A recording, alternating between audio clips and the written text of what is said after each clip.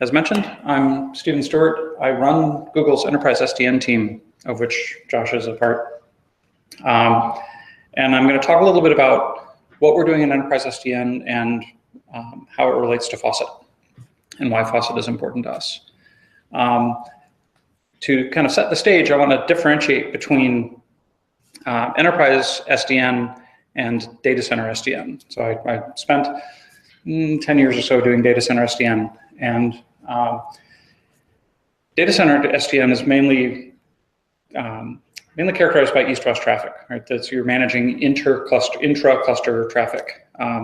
Enterprise, I've found, is more about the north-south, right? It's not, devices in a enterprise network don't tend to talk to each other a lot. They tend to want to talk to things that are outside of the network. Data centers have very dense, very highly regular topologies.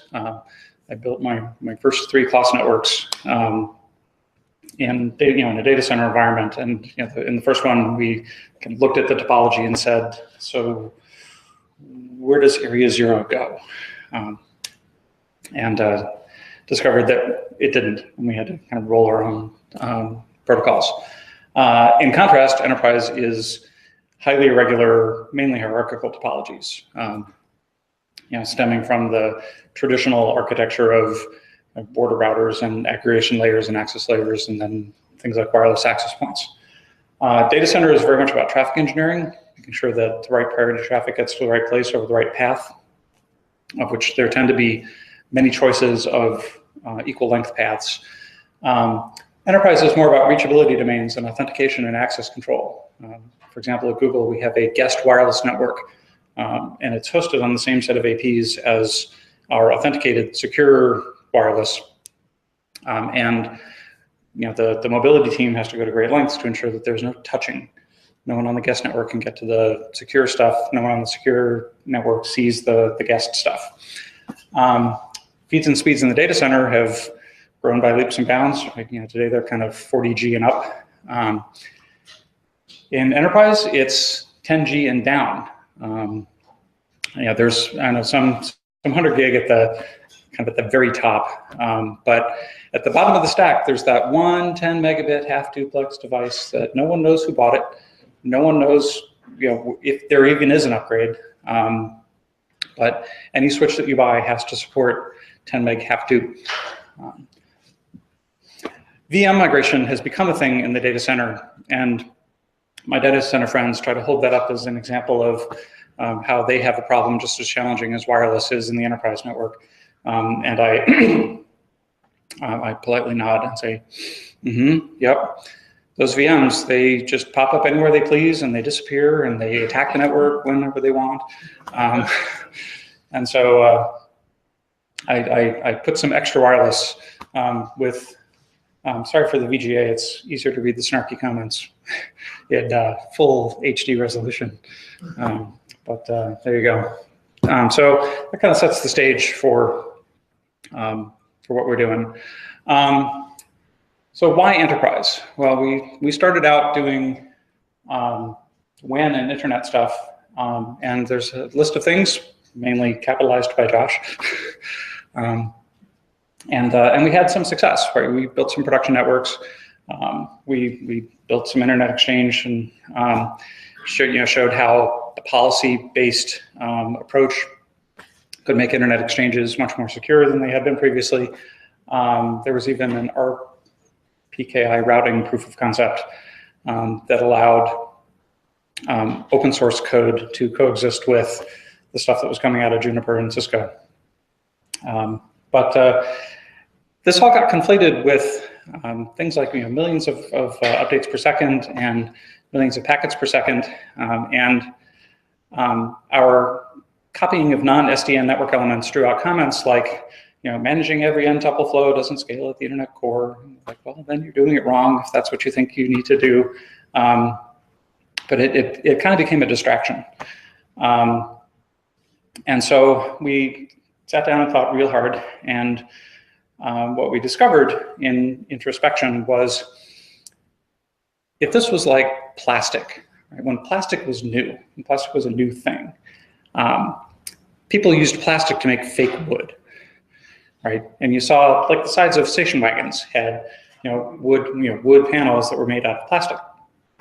And there were plenty of other things where plastic was a way to much more scalably make fake wood.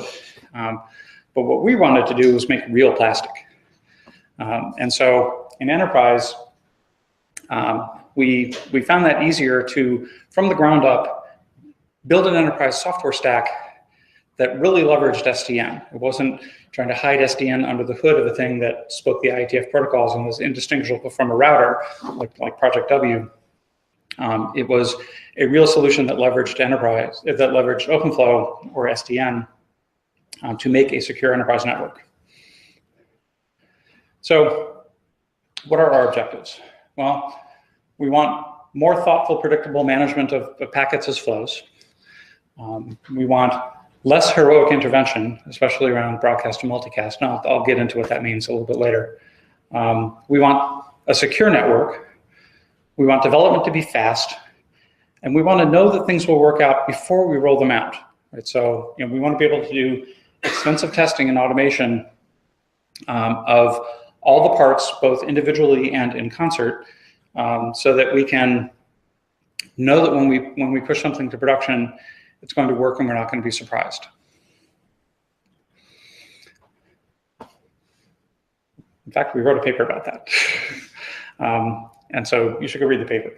But the thing that I want to talk about is applying push on green to networking, right? So push on green is a philosophy that when releases can be made faster, it's possible to release more often. And organizationally, you then become less afraid to push new code, right? You're less afraid to release early and release often to get the advantage of new features and bug fixes into the network and more uniformly distributed in the network faster. And so we want to make rollouts as easy and as automated as possible so that when a green detection or a green condition is detected, meaning that you've passed the integration tests, we can more quickly perform a new rollout.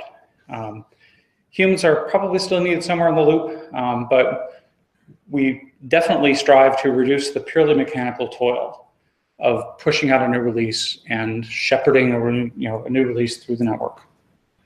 I want to talk a little bit about surface level objectives and error budget. Right? So traditionally in enterprise networks, the error budget, error budget is the remainder after you've met your SLO, right? After you've delivered, say, 4 nines of reliability. Error budget is what you have left over, right? And when you take that approach, it is time that you can spend, out of the spec to do things like do upgrades. Traditionally, enterprise networks don't include their maintenance in this notion of error budget. But at least in Google, that makes it an anomaly, right? Everyone else, your error budget includes the time that you spend upgrading. And so if I use up my error budget with upgrades, then outages will throw me out of spec. If I use up my error budget with outages, then I can't do upgrades. So I'm very incentivized to make upgrades go as quickly and as smoothly as possible, right? To save my error budget for real outages.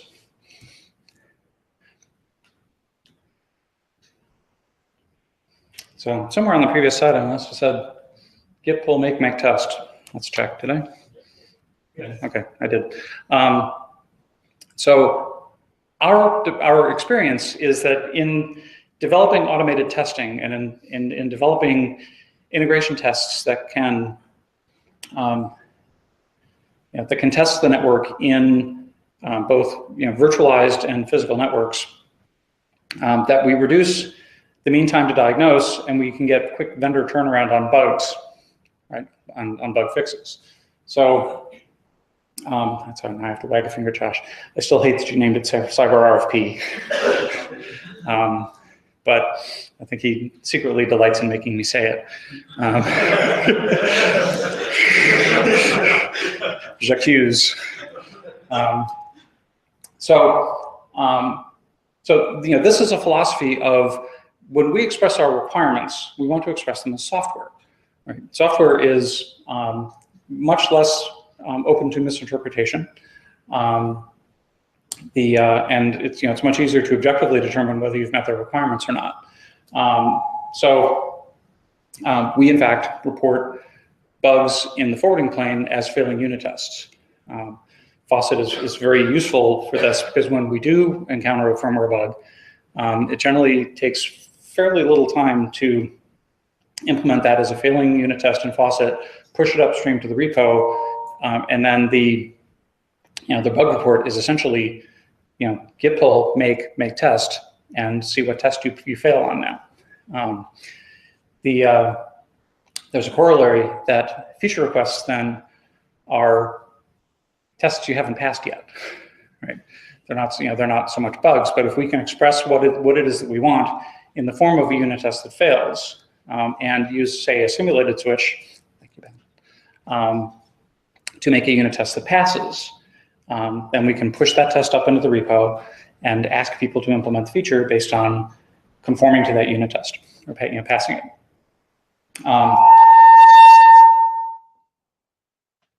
Okay, I'll stay here. So OpenFlow 1.3 and multi-table is key to this, right? It presents this opportunity to have a standard OFA, right, to get this standard behavior against which we can then write tests and expect them to uniformly pass across a variety of implementations. This allows us to realize the dream of fewer lines of code. And so FAUCET, Josh tells me, is 8K lines of code excluding tests, because the standard OFA means no device drivers and no TTP. So what is feature complete, right, in an enterprise software stack? We forward packets. We not forward packets. Does this mean I can shift right now? Okay.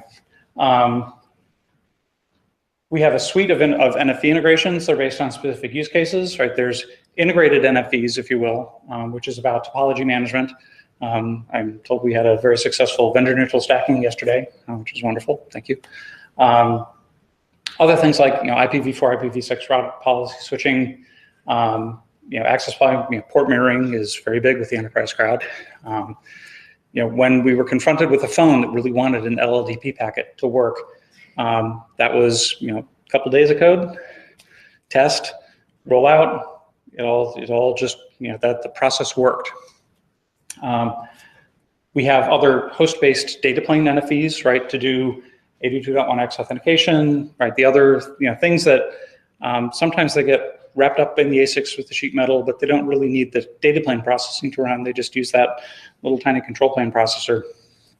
But there are other options to do that on a host. Raise your hand if you just updated host APD and WPA supplicant. So that those updates to Linux and FreeBSD came out pretty quick, if I recall. Generally on the controllers, there's some cycles to spare, although I'll present where that might not be the case at the end. So why is multi-table important? I'm thinking I really don't need to tell that to this crowd. But raise your hand if you've ever optimized an ACL because you ran out of TCAM. Okay. It hurt, didn't it? So why, I get asked often, why no TTP? And the short answer, while you read the slide, is that computationally, this would be like asking the processor to declare what instructions it has and what register widths and memory modes and things it implemented, and then have to recompile the program on the fly, right, to learn how that that processor is special. And so TTPs are the networking expression of that. It's the ASIC saying, here's everything that's special about me that you have to discover at runtime, and please adjust yourself to that complexity. That leads to you writing a bunch of drivers. And I personally, given that I have limited development resources, I would rather spend those development resources on new features rather than on drivers. Right? That's, I can write drivers for every single network element, and then every single firmware update to every single network element, or I can implement new features that make the whole software stack more valuable. And thank you to Mark for the processor analogy. But I could have a better API. Yep, sure could. Is OpenFlow the greatest? Sorry to say, but no.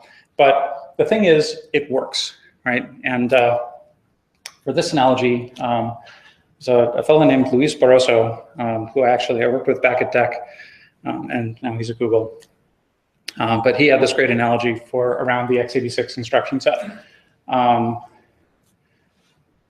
You might remember x86 wasn't great. And not that it is now, but bear with me for a second. But there was competition to create other APIs, right, in the form of the MIPS chip and the Alpha chip and the Itanium chip. And having come from DEC, right, I actually sat next to the compiler team that had to deal with all of them.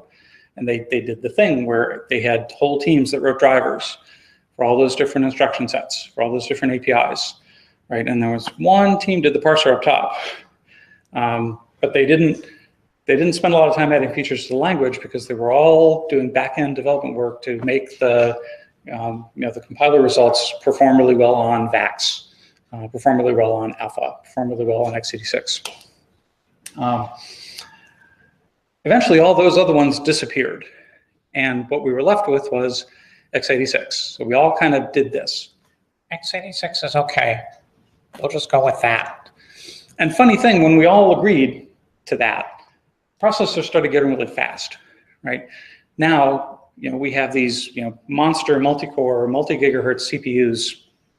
I mean, I literally have more compute in my pocket than my entire university had back in the mid-'80s.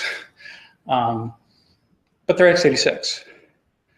But who cares, really, right? Do I want a better API than x86? Sure, but I have a binary from 2005 that I can still run, and mostly because I didn't use shared libraries when I linked it. And when I say this, other people go, well, I've got one from 2001. I've got one from 1999, and it's true, right? That's that investment is preserved. At some point, it becomes that 10 megabit half duplex device that sits off in the corner and has to be connected to a switch. But we spend more time implementing features than iterating over more drivers to talk to more, to more chips. And so for OpenFlow 1.3 multi-table is sufficient. It's a good enough API to do the thing that brought us all here, right? And that's a good thing. We can maintain this development velocity by focusing on improvements below the OpenFlow 1.3 API, right? How many flows, right? How many tables can I make? How many entries per table can I populate? Those are all really great things that are underneath the API. So if you are filled with burning desire to write firmware, though, and really want to change the API, then time is probably better spent working on P4 than on OpenFlow 1.4 and onward. So here's a little timeline. I'll note that it is 6 years to the day, practically, that I stood up in front of ONS 2011 and talked about Project W and how we were going to build an internet router that had OpenFlow under the hood for people to experiment with the IUNOC and CPQD folks. And then there's been the succession of capitalized things, thanks to Josh. And we've, as you can see, made a lot of new friends. In 2015 or so, FAUCET attracted our attention. It was very interesting to us to take that approach and start to develop solutions based on it. And that brings us here. Here we are at FAUCETCon, the very first one in 2017. And there you go.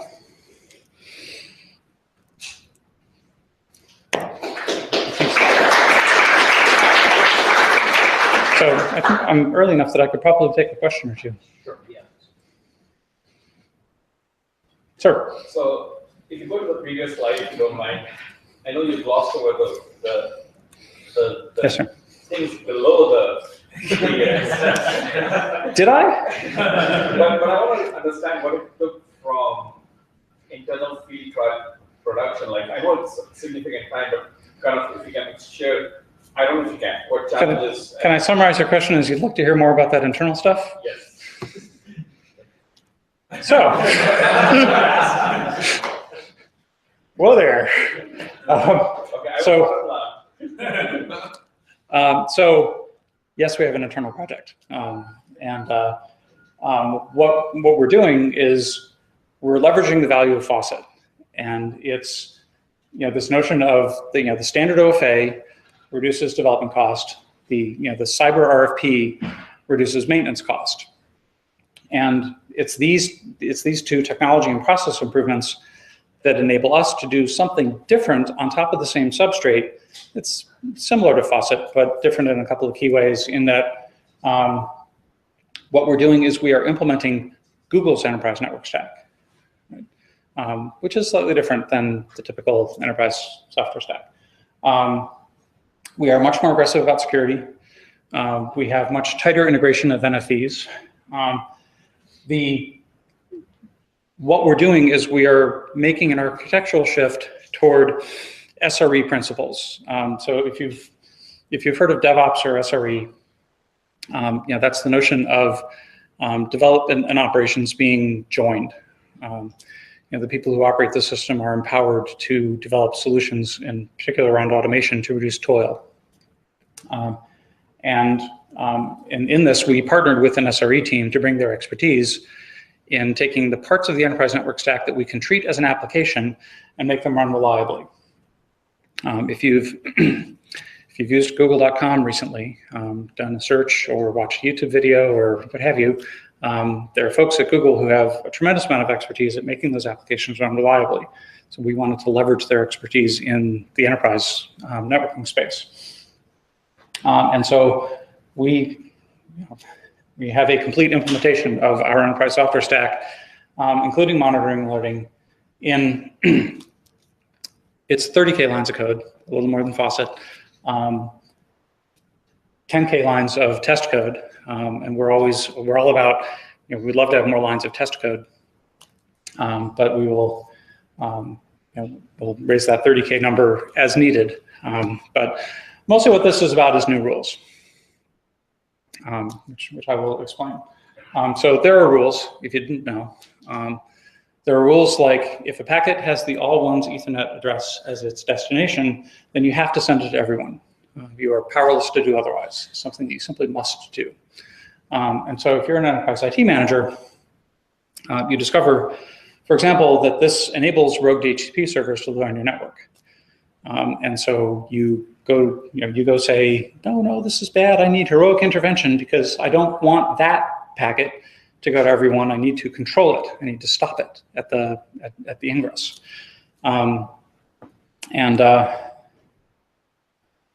So there's a brief conversation about whether that's a bug or a feature and how much revenue it's going to generate. But generally, we settle down into it's a bug. It's for new firmware will come out in a couple months. That then has to be integration tested with the existing network stack in whatever enterprise. And so you wind up, let's be generous and say a year from the point of introducing or noticing that you have that vulnerability and requiring a new feature or a bug fix.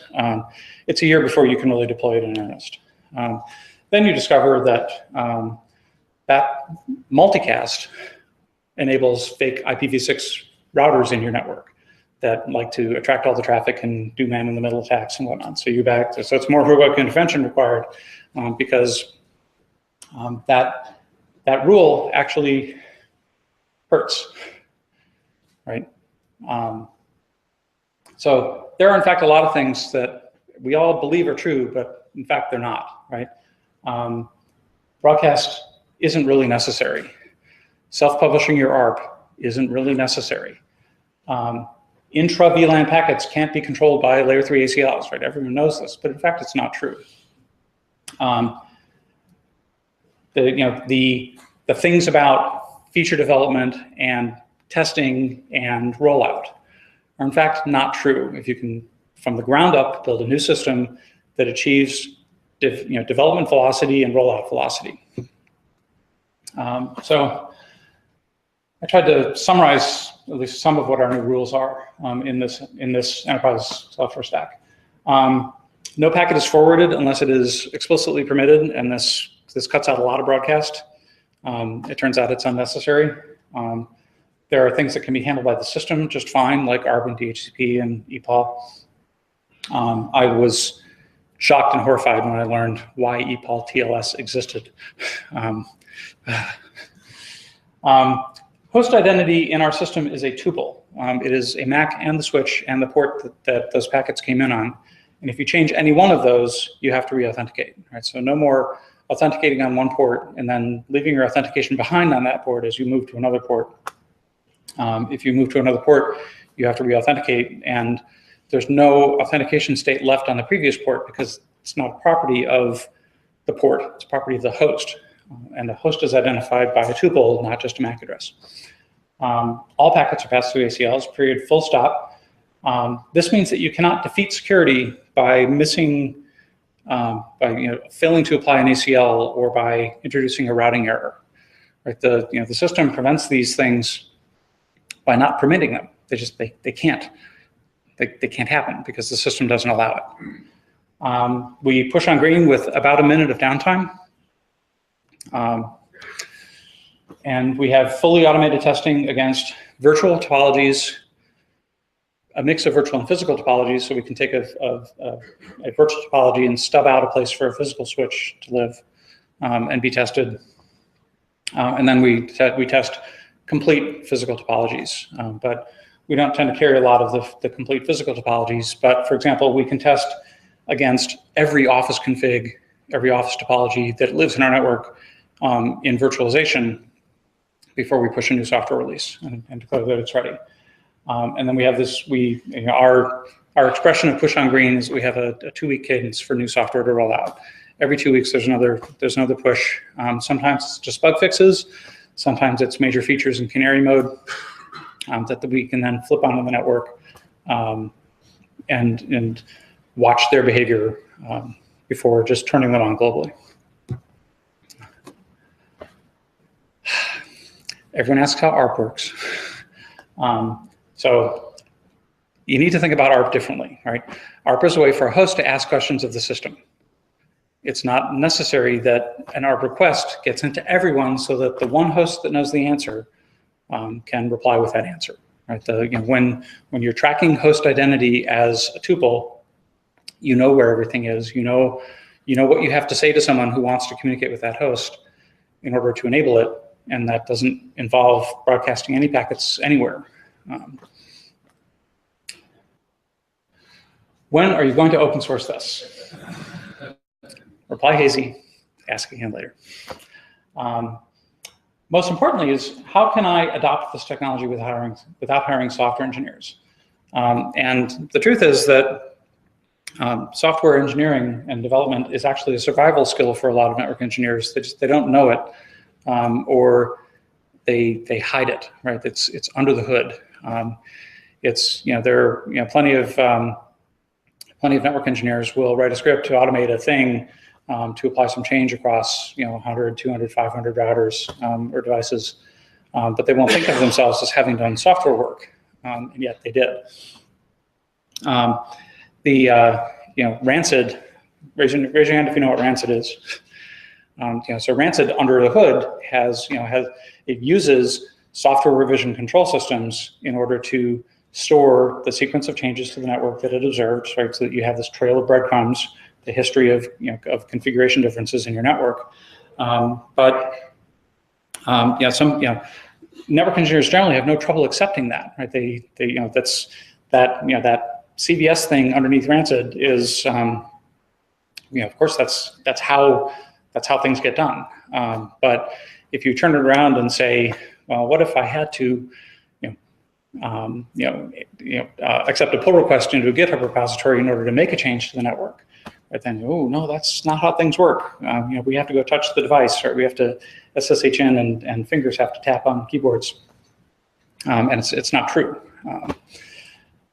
The upshot is that there's probably more software engineering going on in your organization than you know about, it would be great to be able to pull that out, right, and make it more socially acceptable. That said, there's plenty that you can do with good system and skills. Right? Probably one of the biggest gaps is, in order to run a network, you're going to have to learn more about how to run a Linux box or boxes. So back to FAUCET. I'll talk a little. So this ties into this notion of workflow automation. Right? The folks at WAND have done a great job in wrapping deployment automation, workflow automation around FAUCET as a system, so that when you want to make a change to the network, right, you're making a pull request into a GitHub repository, right? That introduces all kinds of possibilities for, say, pre-submit checking, which I, for one, could really use to make sure that there are no tabs in my YAML, Josh. But that's that, and automation around monitoring and alerting. Right, you extract data from the network, and then you craft alerts using standard open source tools. There's some others. I don't want to slight anyone, but I don't want to call WAND out in particular for the workflow automation. There's some really great stuff there. Some thoughts on the FAUCET roadmap. This is not complete by any means. It's more thoughts about where I plan to put the development resources that I contribute to FAUCET in the upcoming quarters. We're very interested in OpenConfig because there's a whole bunch of stuff about the data plane that we want a standard way to put into the box, get out of the box. That's a lot of that's about getting rid of SNMP in order to get readings from sensors like CPU utilization and memory utilization and temperature and fans and all the things that are not going to go into OpenFlow, because OpenFlow 1.3 multi-table is good enough.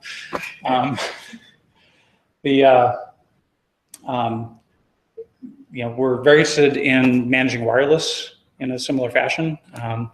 So I think, did we talk about Link 22 yesterday? Yes. Yeah. So see yesterday's talk about Link 22. Very interested in NFV packaging to have more data plane NFV integrations. Think of this as wrapping up into things that make it easier to deploy, to design and deploy a FAUCET network. So P4, as noted, there are some things that we can do to make the API that we use to talk to forwarding elements better. We would love to see a box that has P4 under the hood that passes the FAUCET integration tests, and so presents an OFA wrapper with P4 under the hood. But when there's enough adoption, right, we would consider putting in some resources to make FAUCET speak P4 directly. We are not looking for more lines of code, right? So again, we're all about innovation below the API, right? I don't want too much above that makes me have to write drivers. Don't like writing drivers. But P4 actually, it offers the possibility to unlock improvements that OpenFlow doesn't really, it's not possible to deliver. So generally when I talk about SDN and enterprise SDN, I have to get my PyZot out in order to have an SDN network in the room. So if you're familiar, right, the thing on the bottom is a Zodiac FX switch, right? It's a open vSwitch implemented on an Atmel processor with 4 ports of 100 meg. And if it tries really hard, it can forward 10, 12 megabits. Any more than that, and I worry that the magic blue smoke is going to start coming out of the chips. On top there's a Raspberry Pi. And so what I do with mine is the Pi, in addition to being the OpenFlow controller, also provides DHCP to the things that are connected on the Zodiac. And then it uses whatever open wireless system I'm in as backhaul. So I can go in a conference room and set this up, say, look, there's a software-defined network in the room, but I don't have to do that here. Thank you. But what's really cool is, of course, is that that Pi is a full-featured FAUCET device. Right? It does all the things, and it fits in 170 meg due to some very recent repackaging. It runs in 42 meg of memory, and I can, when I service FAUCET Pi restart, it restarts in 20 seconds, which beats some cheap metal wrap basics that I know of. And I can reboot the whole thing in 120 seconds. So I can literally be giving a presentation and do a service restart, and the presentation doesn't fail. Now I use this at home as well. So my home network is in a colo in a place, because that's me. But there's a 48 by 1G, 4 by 10G switch, and there's a Pi controlling that switch. And so this, we can now think about, SDN controllers as microservices, right? You don't need huge clusters of machines that implement, all kinds of, reliability and HA. When, that'll do. If I felt really strongly about it, I would have a second Pi in case that one failed. Now I did discover that my Pi was not data center compliant. And so I made EnterPi the data center edition. So it has the opaque black case, and you can't really see it, but there's a serial console cable coming out. And as Josh can attest, when I threw in the serial console cable, my stress went way down, because if the whole thing melts down, I can get to it on my out-of-band network. So that really is it. all done this time. Thank you. Sir. A little more about the situation with chips. You said it'll run on Broadcom as well as programmable silicon. But you made a 1.3 and multi-table. First of all, how satisfied are you with what you could get from the standard merchant silicon for switching? And second of all, in the realm of P4, it's sort of fostering this new generation programmable match action basics. And I've seen some interesting demos of it, but it doesn't have an ecosystem yet. And there is, for reasons I fully do not understand, sort of a tone of, well, with P4 you no longer need OpenFlow. Can you position this? Sure. So I'm gonna try to summarize. So the first part of the question is how happy am I with what I can get today?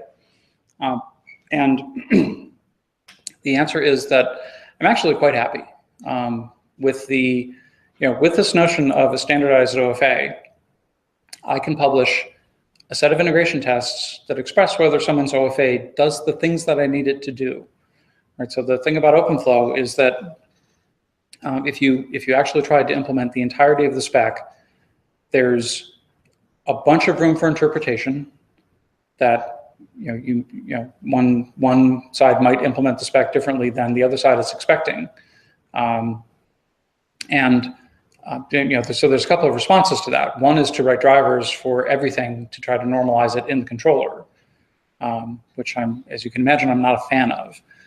The other is to express the desired OFA behavior in the form of integration tests, and ask people nicely to implement that. And that, I think we've been pretty successful in getting a variety of implementations that implement the OFA as desired.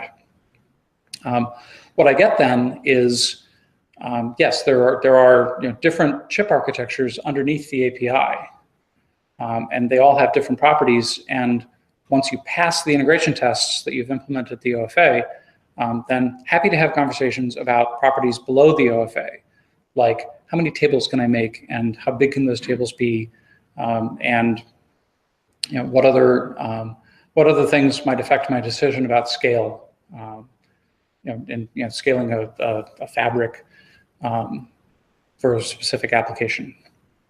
But the fact that the silicon underneath is commodity silicon or an NPU or or not commodity silicon.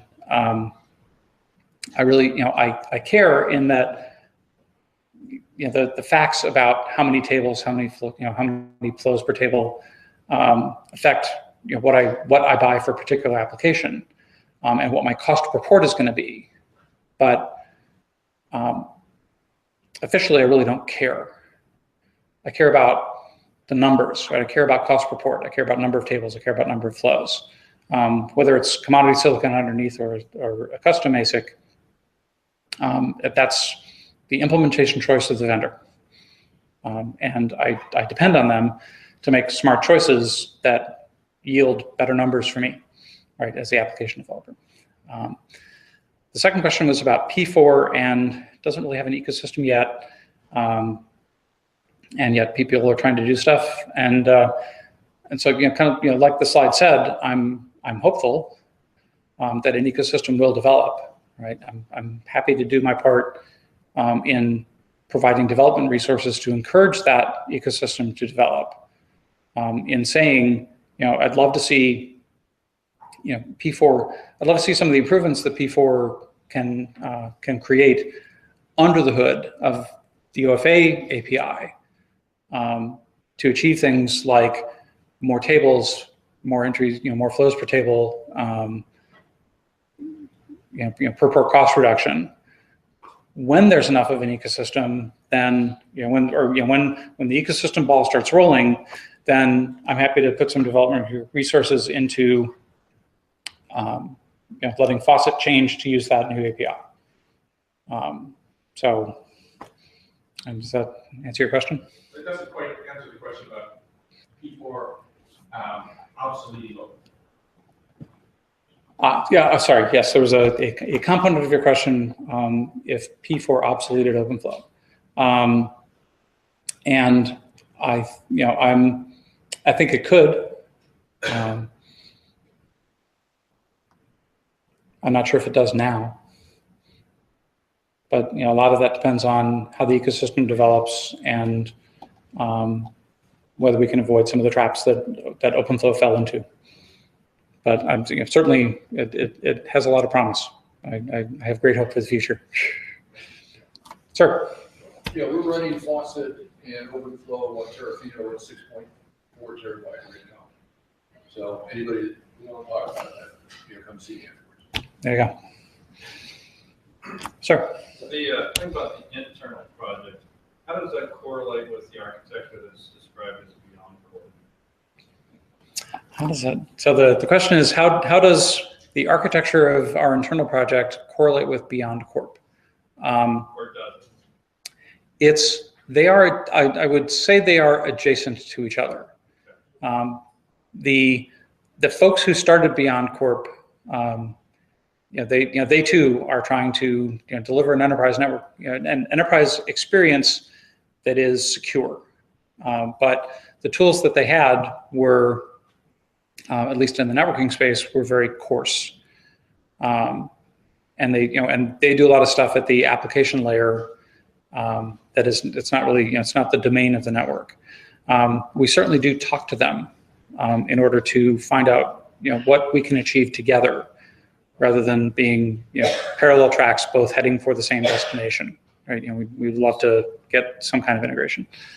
Josh is here to interrupt. I'm loath to kick the boss off the stage, but what could go wrong? Thank you all.